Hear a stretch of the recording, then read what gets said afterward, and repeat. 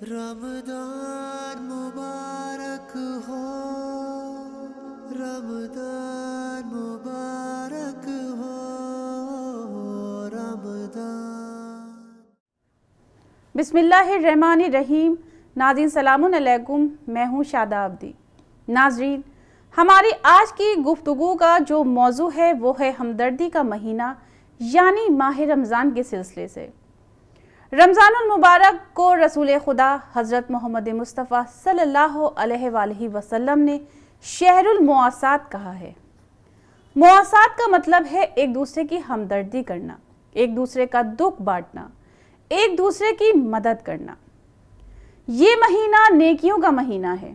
اس مہینے میں جہاں روزے جیسی عظیم عبادت کر کے بے شمار نیکیاں کمائی جاتی ہیں، وہیں دوسرے لوگوں کے ساتھ ہمدردی اور غمخواری کر کے بھی نیکیاں کمائی جا سکتی ہیں۔ یہ مہینہ دراصل ہمیں اس بات کا احساس کراتا ہے کہ جب ہم روزے کی حالت میں بھوک کے تجربے سے گزریں تو غریبوں، بے کسوں، لاچار لوگوں کی بھوک کو یاد کریں۔ جب ہم خود تھکاوٹ محسوس کریں تو ہمیں قوم کے ان غریب مزدوروں کو دیکھنا چاہیے جو شدید گرمی میں تیز دھوپ میں روزے کی حالت میں بھی اپنا کام انجام دیتے ہیں۔ جب ہم مشکل میں پھنسے ہوں تو ان لوگوں پر نظر کریں جن کے پاس کوئی ذریعہ نہیں جس سے اس مشکل سے وہ نجات حاصل کر سکیں۔ لہٰذا دین ہمیں اسی بات کی تعلیم دے رہا ہے۔ سورہ حجرات کی آیت نمبر 10 میں ارشاد رب العزت ہو رہا ہے، انما المؤمنون اخوہ، مومنین آپس میں بالکل بھائی بھائی ہیں۔ یعنی جو ایمان والے لوگ ہوتے ہیں وہ اپنے نفسوں پر دوسروں کو ترجیح دیتے ہیں، چاہے وہ کتنے پریشان کیوں نہ ہو۔ لہٰذا ہم سب کو اپنا اپنا جائزہ لینا چاہیے کہ کیا واقعی ہم ایسا کرتے ہیں۔ ہم اپنے اندر ایسی کیفیت پیدا کریں تاکہ اپنی ذات سے باہر نکل کر دوسروں کو بھی دیکھ سکیں کہ وہ اپنی زندگی میں کتنے پریشان ہیں۔ صرف خود اپنے لیے نہ جئیں، دوسروں کے لیے بھی جینا سیکھیں۔ رسول خدا صلی اللہ علیہ وآلہ وسلم نے ارشاد فرمایا ہے، تم مومنوں کو آپس میں رحم کرنے، محبت رکھنے اور مہربانی کرنے میں ایسا پاؤ گے کہ جیسے ایک جسم ہو، اور جب جسم کا کوئی حصہ دکھتا ہے تو جسم کے تمام اعضاء اس کے دکھ میں شریک ہو جاتے ہیں۔ سبحان اللہ۔ آئیے اب اسی سلسلے میں پیغمبر اسلام صلی اللہ علیہ وآلہ وسلم کی خوبصورت حدیث پر غور کریں۔ یہ مہینہ بھائی چارے اور مساوات کا مہینہ ہے اور اس مہینے میں پروردگار رزق میں اضافہ کرتا ہے۔ ناظرین، تو اب سوال یہ پیدا ہوتا ہے کہ ہم دوسروں کے ساتھ ہمدردی کس طرح کر سکتے ہیں؟ تو ہمارے پاس ہمدردی کرنے کا سب سے بڑا پہلو ہے کسی ضرورت مند کو کھانا کھلانا، یعنی دوسرے کی بھوک مٹانا۔ مولا کائنات امام حضرت علی علیہ السلام نے اپنی پوری زندگی لوگوں کے ساتھ ہمدردی کی، پریشان حال لوگوں کے غم، تکلیف اور پرابلمز کو کم کیا۔ مملکت اسلامی کے حاکم ہوتے ہوئے آپ کے پاس کھانے تک کا سامان نہیں ہوتا تھا۔ اگر ہوتا تو آپ کے کھانے سے پہلے کسی نے آپ سے اپنی حاجت طلب کر لی تو آپ اسے عطا کر دیتے اور خود بھوکے رہتے۔ اسلام ہم سے یہی توقع کرتا ہے کہ اپنی ذات پر دوسروں کی ذات کو ترجیح دو۔ امام کے پاس کھانے کے لیے کوئی چیز موجود نہیں۔ محنت اور مزدوری کرنے کے بعد آپ کچھ جو لے کر اپنے گھر آئے اور اس جو کے 3 حصے کیے، ایک حصہ چکی میں پسوایا اور اس سے کھانا تیار ہوا۔ جیسے ہی کھانے کے لیے بیٹھے تو دروازے پر کسی مسکین نے دستک دی کہ اللہ کے نام پر کچھ دے دو۔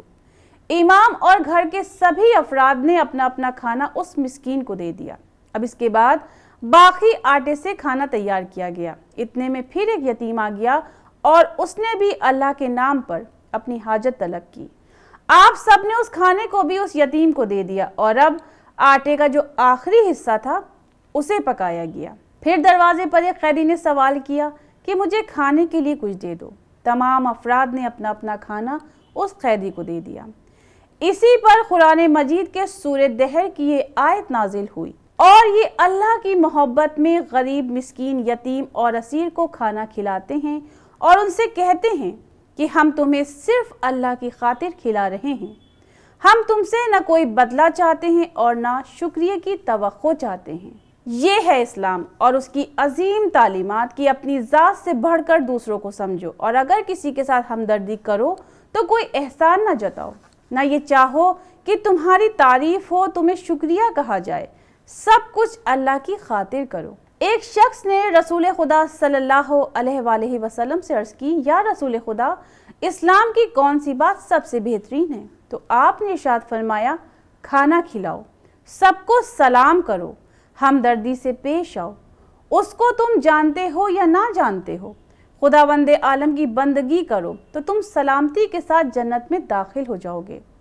تو اگر ہم خاص طور سے اس مہینے دوسروں کے ساتھ ہمدردی کرنا چاہتے ہیں تو اس کے لیے ہمیں سب سے پہلے ان کی بنیادی ضروریات کے بارے میں سوچنا ہوگا۔ ہر شخص کو کھانے کی ضرورت ہے۔ ہمیں اپنے آس پاس یہ دیکھنا چاہیے کہ کوئی ایسا شخص تو نہیں کہ جس کو افطار میں کچھ میسر نہ ہو، جس نے بغیر کچھ کھائے پیے ہی روزہ رکھ لیا ہو، کیونکہ بھوک کی تکلیف شدید تکلیفوں میں سے ہے۔ رسول خدا صلی اللہ علیہ وآلہ وسلم نے ارشاد فرمایا ہے، وہ شخص مومن نہیں جو خود تو پیٹ بھر کر کھانا کھائے اور اس کا پڑوسی بھوکا سو رہا ہو۔ یہ اسلام کے بالکل ابتدائی اور بنیادی اخلاق میں سے ہے۔ ضروری نہیں ہے کہ ہم کسی کے ساتھ ہمدردی کرنے کا مطلب یہ سمجھنے لگیں کہ اپنے مال میں سے بہت کچھ خرچ کرنا پڑے گا یا بہت خدمت کرنی پڑے گی۔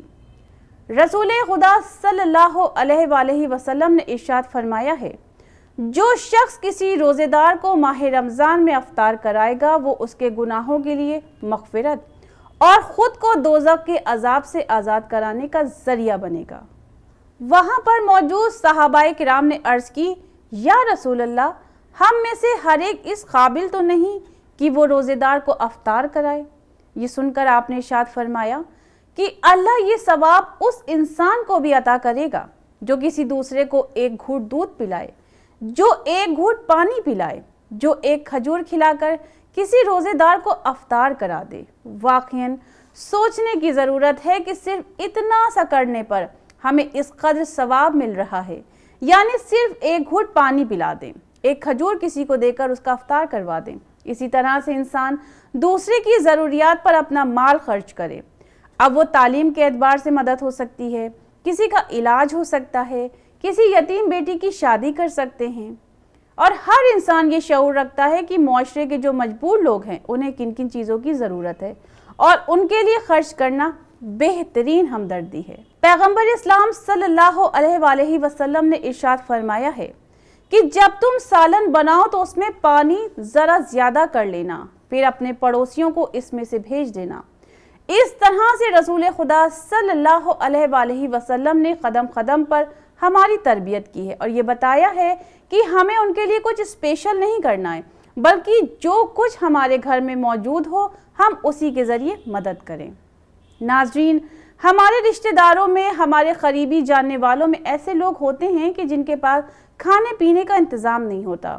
کچھ تعلیم حاصل کرنے کے خواہش مند ہوتے ہیں لیکن مالی اعتبار سے کمزور ہونے کے سبب پڑھ نہیں پاتے۔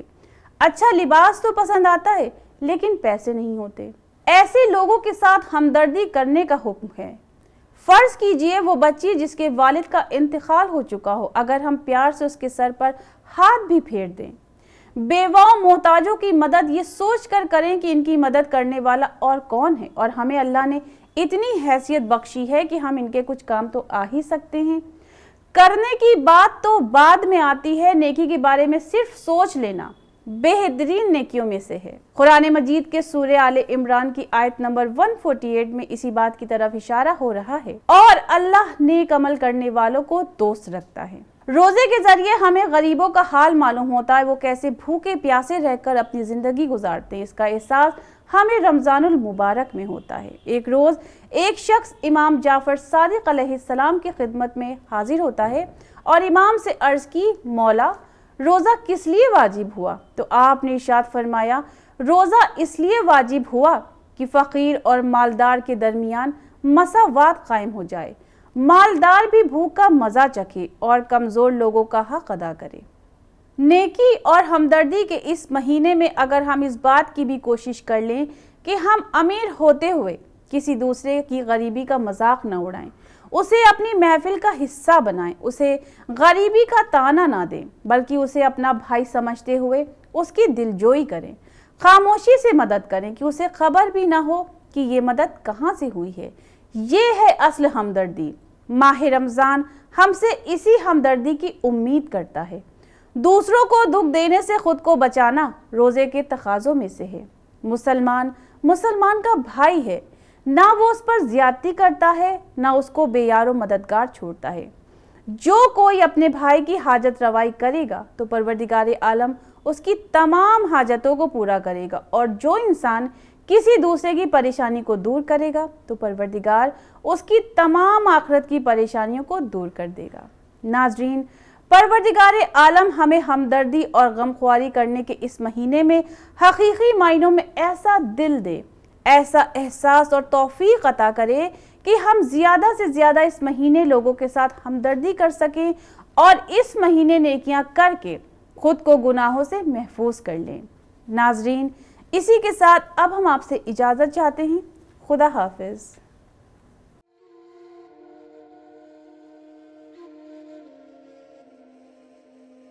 رمضان مبارک ہو، رمضان